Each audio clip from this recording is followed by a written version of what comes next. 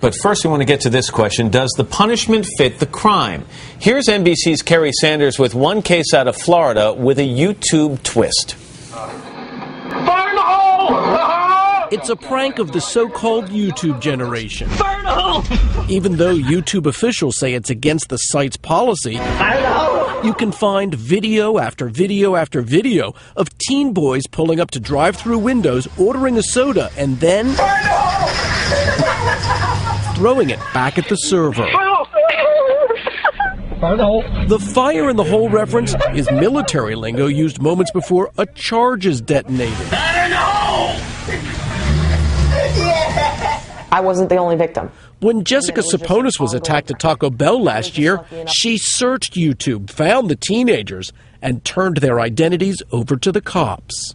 On October 2nd, 2007, my friend and I were charged in juvenile court with... Now, by order of the judge, No, I'm not going to do it. the boys have produced a different YouTube video. We take this opportunity to apologize to the victims and take full responsibility for our irresponsible behavior. Instead, we should have used better judgment. Man, can you imagine some of the consequences that would have happened if we would have actually went through and did that? Think before you act. Don't be stupid. Your future depends on it. But their victim says apology not accepted. I really don't think that I could ever work in a drive-thru again and not be watching myself very carefully to make sure that I'm checking every customer's face, every customer's car, make, model, year, license plate, things like that because of an incident that might occur again.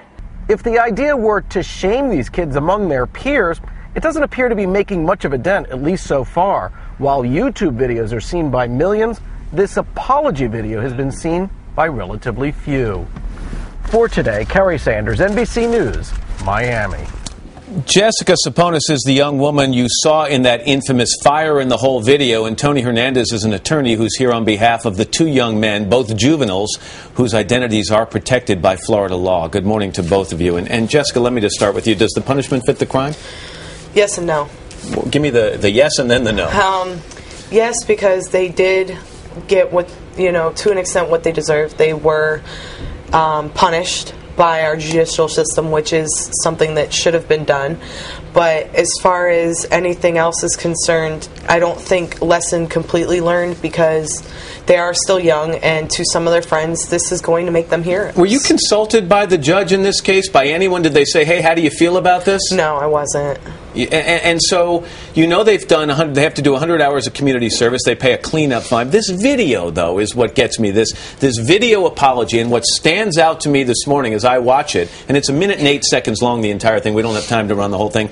Never once do we see their faces. Never once do we learn who they are because they're juveniles. And so, while they put you through all this humiliation, your face plastered on that screen for millions to see, nobody knows who they are, and they don't face any similar humiliation. And that was a problem for me because I was approached at work by people I'd never met before who had recognized me from the actual YouTube video that they aired. Mr. Hernandez, what about that? I know they're juveniles, I know, but why didn't they say, okay, I'm going to make a video, I'm going to stand in front of a camera, and I'm going to take responsibility, say, my name is so-and-so, I did something stupid. Wouldn't that have served as a deterrent to future kids?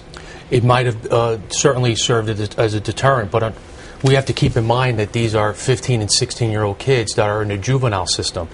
And I would like to take this opportunity on behalf of the family and my client to apologize to Jessica. What she went through is absolutely unacceptable. Well, let me just interrupt for a second. Have these two young men said to you personally, face-to-face, that they were sorry? Well, let me just say this. No. Why wouldn't they do that? Well, the fact of the matter is that we did hand letters of apology to the state attorney's office about 2 months ago. Mr. Hernandez, why didn't these two young men walk up to Jessica, who is a hard-working single mother trying to earn a living at that store, who they threw a drink in her face and then humiliated, and say, Jessica, we are so sorry? Well, the fact of the matter, Matt, is that we have a system in place, and she's a victim. In Florida, victims have rights, and we have to go through the state attorney's office.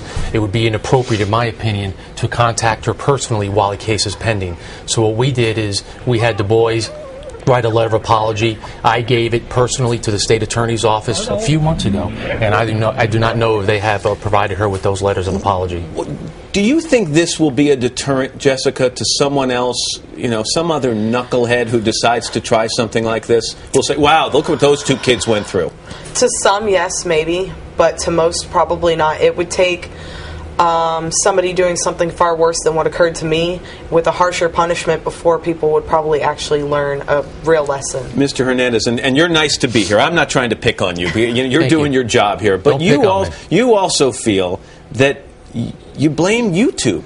I don't blame YouTube for a portion of this. I believe that the true story here is not juvenile misconduct. I believe the true story here is corporate irresponsibility on the part of YouTube, allowing these videos of people who are hurt and humiliated to be posted on the website. How quickly someone can post a video on YouTube? It can happen like this, and when it happens like this, it can be seen by millions in minutes, because once that gets around, it's wildfire. YouTube did pull the video after they were alerted to it. Well, no, we pulled the video. Well, I think YouTube then also agreed to get it out of there. YouTube had all the videos removed that were related to Fire in the Hole after the incident was brought to the attention. Is YouTube didn't cause these kids to throw the drink in her face. Well, you know, when you think about it, they have to take some responsibility, because if you go on YouTube today and search Fire in the Hole, you will see dozens of videos.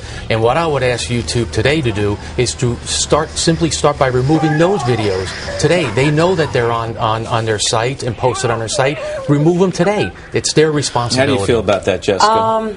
They should be taken down, but I would also like to point out that the original prank did not originate on YouTube. It originated on a prank site.